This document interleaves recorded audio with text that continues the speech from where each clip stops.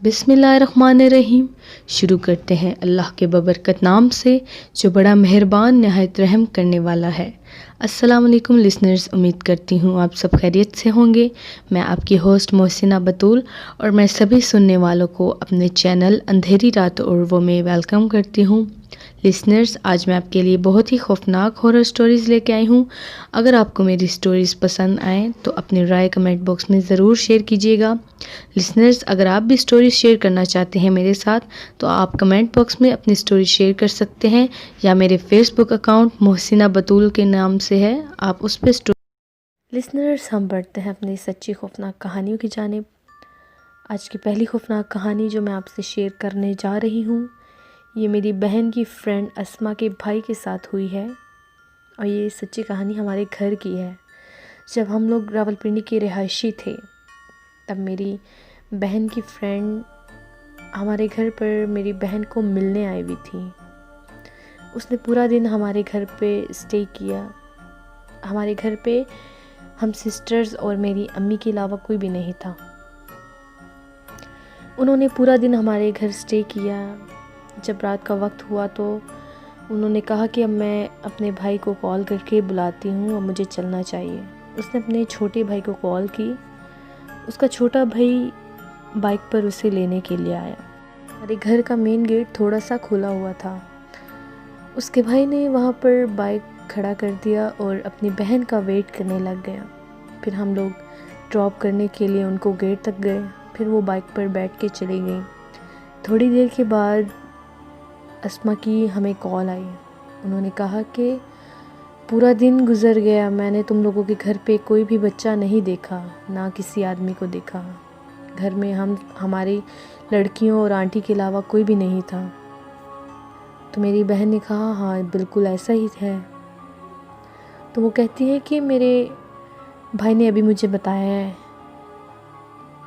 वो कहता है कि जब तुम लोग रूम के बाहर खड़े होकर बातें कर रहे थे, जब तुम वापस आने लगी थी, जैसे ही तुम्हारी फ्रेंड की बड़ी बहन रूम में से निकलकर किचन की तरफ गई तो मैं देख रहा था कि एक वाइट कलर का ड्रेस पहने हुए एक बोना उनके पीछे पीछे भाग कर गया। तुमने कहा कि अभी उनके घर में कोई भी नहीं था, तो वो बच्चा कौन था जिसका सर इतना बड़ा था और उसने वाइट कलर के कपड़े पहने थे और वो बिल्कुल एक बोना था। जैसे उनकी सिस्टर किचन में गई, वो उनके पीछे भागता हुआ उनके पीछे गया और वहाँ से वो गायब हो गया। तो जब हम लोगों ने ये बात सुनी तो हम लोग बहुत हैरान हुए, क्योंकि हमारे घर पे कोई भी मर्द नहीं था, ना ही कोई बच्चा था। फिर हम लोग समझ गए कि ये वही जिन्नात के बच्चे थे और उसके भाई ने उन जिन्नात के बच्चों को देख लिया, क्योंकि हमने आज तक उनको कभी भी देखा नहीं था।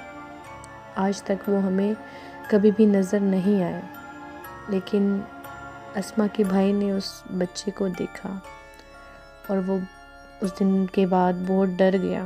वो फिर हमारे घर के अंदर कभी भी नहीं आया। वो बाहर से अपनी बहन को पिक करके चला जाता था।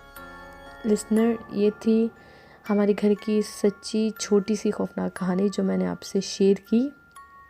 लिसनर्स, उसी घर की बात है, मैंने अपने कज़न की एक पिक्चर कैप्चर की थी जिसमें एक पीछे कोई बहुत खौफनाक शक्ल की एक औरत कैप्चर हुई थी जिसका फेस बहुत जला हुआ था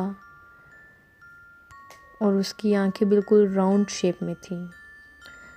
मैंने जब अपने कज़न की पिक्चर कैप्चर की थी, वहाँ पर थोड़ा सा दूर मेरी सिस्टर खड़ी हुई थी, लेकिन मेरी सिस्टर का फेस किचन की तरफ था। लेकिन वो चीज़ जो तस्वीर में कैप्चर हुई है, वो चीज़ स्टिल उस वक्त हमारी तरफ देख रही थी और वो मैं आपको आज की वीडियो में दिखाऊंगी कि वो चीज़ कैसी थी। लिसनर्स, इसी के साथ हम बढ़ते हैं अपनी दूसरी खौफनाक कहानी की जानिब। जो कि हमारे साथ शेयर कर रही हैं सिद्रा, लाहौर के अंदरून शहर से। सिद्रा कहती हैं कि मैं बीए की स्टूडेंट हूँ और हमारे घर में हमने काफ़ी दफ़ा किसी चीज़ को देखा है।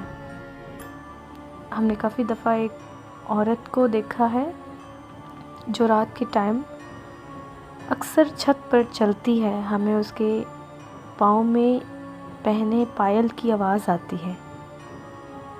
हम लोग काफ़ी डर जाते हैं। कहती हैं कि एक दफ़ा गर्मियों के दिन थे और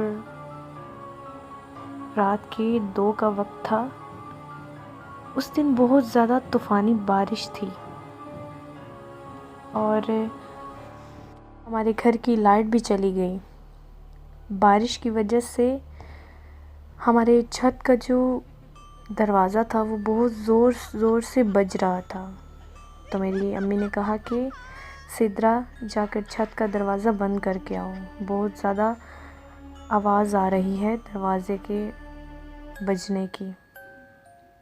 मैंने अपने मोबाइल की टॉर्च ऑन की और रात के 2 के वक्त छत पर दरवाज़ा बंद करने के लिए चली गई।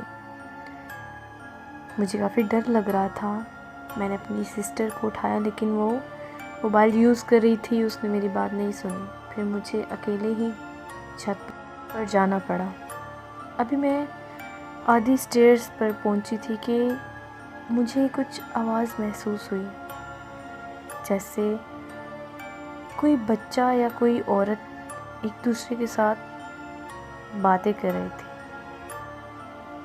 मैं इस चीज़ को फॉलो करते हुए साथ में मुझे डर भी लग रहा था क्योंकि सिर्फ मेरे कानों में बारिश की, तूफ़ान की, छत के दरवाज़े बजने की आवाज़ आ रही थी और बहुत अंधेरा भी था, जिसकी वजह से मुझे एक अजीब सा खौफ महसूस हो रहा था।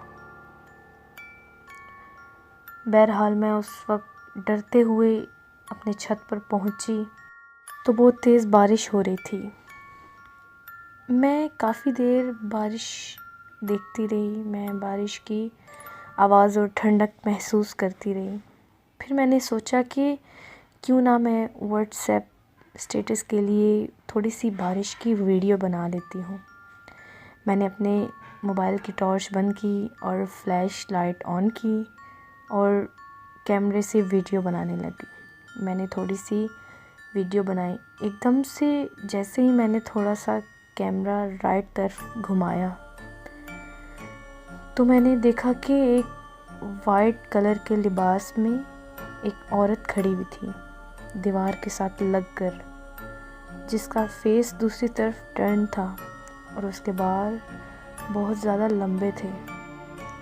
और वो औरत अपने दोनों हाथ फैलाए और अपने पाँव में पहने हुए पायल को ज़ोर ज़ोर से हिला रही थी।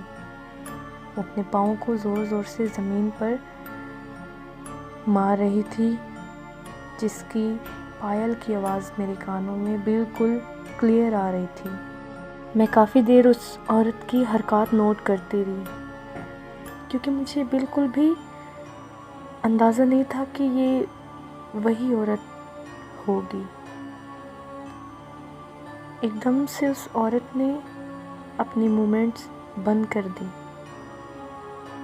जैसे ही उसने तेज़ी से मेरी तरफ पीछे मुड़ के देखा तो मैं चीखते हुए नीचे की तरफ भागी क्योंकि उस औरत का चेहरा बहुत ही भयानक था। उस औरत का इस कदर बदसूरत और खौफनाक चेहरा था कि आज भी मैं जब सोचती हूँ तो मेरे रोंगटे खड़े हो जाते हैं। उस वक्त मैं चीखती हुई नीचे की तरफ भागी। मुझे पता नहीं चला और मेरा पाँव स्लिप हुआ। मैं वहीं पर गिरी और बेहोश हो गई। मेरी चीखों की आवाज़ सुनकर मेरी सिस्टर, मेरी अम्मी और मेरा भाई भागते हुए मेरी तरफ आए। उन्होंने देखा मैं बेहोश पड़ी थी। इतने में लाइट भी आ गई। उन्होंने फिर मुझे उठाया। जब मैं उठी तो उन्होंने मुझसे पूछा कि क्या हुआ। फिर मैंने सारा वाक़या उन्हें बताया। मुझे एकदम से याद आया कि जब मैं छत पर थी तो मैं उस वक्त वीडियो बना रही थी। मैंने सोचा शायद वो चीज़ कैमरे में रिकॉर्ड हुई हो। जैसे ही मैंने वो वीडियो ओपन करके देखा तो वहाँ पर जो कुछ मैंने देखा वो कुछ भी रिकॉर्ड नहीं हुआ था। फिर हमारे घर में सब ने इस चीज़ को सीरियस लिया। हमने सबसे पूछा, फिर हमें किसी ने बताया कि एक अल्लाह वाले बाबा जी हैं, वो फिर हमारे घर पे आए। उन्होंने जब हमारे घर में सब जगह देखा, फिर उन्होंने बताया कि आपके घर में एक बहुत पुरानी चुड़ैल का बसेरा है। वो पूरा दिन आपके साथ मौजूद होती है, दिन के टाइम भी और रात के टाइम भी। वो आपको नुकसान पहुंचाना नहीं चाहती, लेकिन वो आपको अपनी मौजूदगी का एहसास दिलाती है। उस चुड़ैल को तंग करना बेहतर नहीं रहेगा, इसीलिए अभी तो मैं आपकी दम किए हुए पानी का छिड़काव कर जाता हूँ। फिर आपको ये चीज़ कभी भी नज़र नहीं आएगी, ना आपको महसूस होगी। फिर उन्होंने जब दम किए हुए पानी का छिड़काव किया और हमें कुछ तावीज़ भी दिए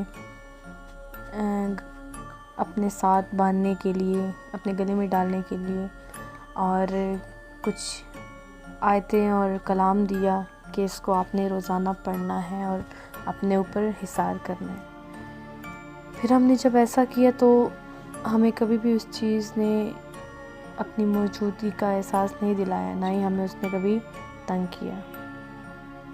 ये थी मेरी लाइफ की सच्ची कहानी जो मैंने आपसे शेयर की। सिद्रा, आपका बहुत शुक्रिया, आपने अपनी लाइफ की स्टोरी हमारे साथ शेयर की। लिसनर्स, दुनिया में कुछ जिन्नात, गैर मरे मखलूक या चुड़ैलें ऐसी होती हैं जिनका मकसद हमें कभी कभार समझ नहीं आता।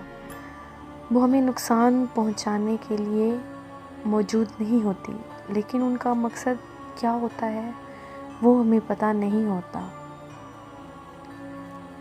जिस तरह सिद्रा ने अपनी स्टोरी में बताया कि उस चुड़ैल ने, उस डायन ने हमें कभी भी तंग नहीं किया, लेकिन वो अपनी मौजूदगी का एहसास दिलाती थी और मुझे एक दफ़ा नज़र भी आई। फिर उसके बाद जब बाबा जी ने दम किया, पानी का छिड़काव किया, फिर हमें कभी भी वो नज़र नहीं आई। लिसनर्स, इसी के साथ मैं आपसे इजाज़त चाहूँगी। इंशाल्लाह ताला अगली सच्ची कहानियों में आपसे मुलाकात होगी। तब तक के लिए आप अपना और अपने घर वालों का बहुत ख्याल रखिएगा। मुझे दुआओं में याद रखिएगा। अल्लाह हाफिज़। अल्लाह